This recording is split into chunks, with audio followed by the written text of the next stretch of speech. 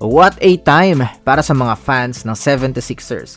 Hanggang ngayon siguro, nakangiti pa rin si Joel Embiid. After that Jaylen Brown na trade, for sure, maraming free agents yung ma-attract sa franchise na to and to join them. And eto na nga, si Anthony Simons on a 2-year, $12.3 million. That's a highway robbery. Grabe yung starting 5 nila. Tas eto, magkakaroon sila ng bench unit na importante kapag playoffs.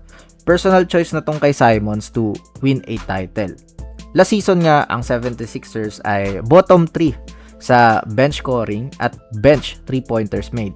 Kaya perfect place din para kay Simon na proven scorer at meron siyang green light sa second unit kasi he can do whatever he wants.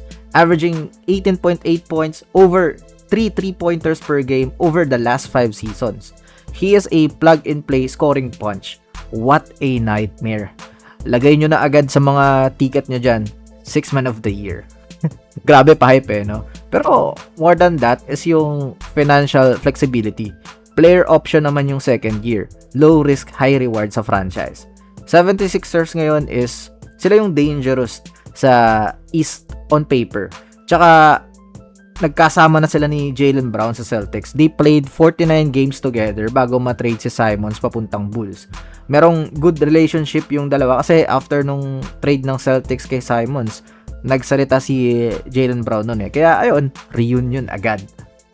Next, Toronto Raptors will sign Kyle Anderson, 1 year, $3.9 million.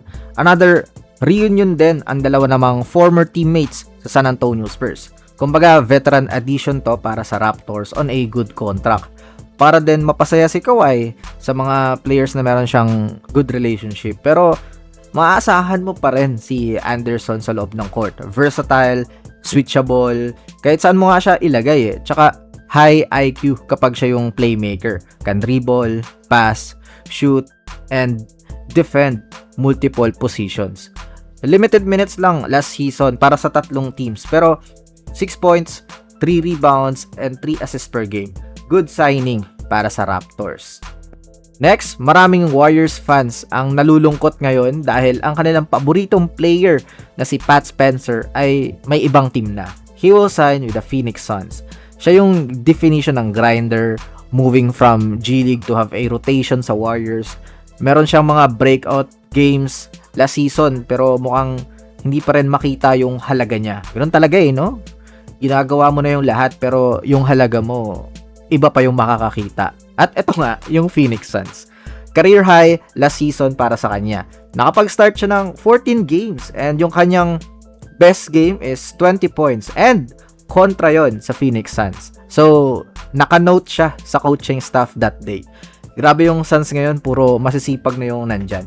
And ewan ko na lang sa Warriors ngayon. Hanggang ngayon, nag-aantay pa rin kay LeBron kaya walang galaw eh. And that's all for this video. Let me know all your thoughts in the comment section below. I will now step back.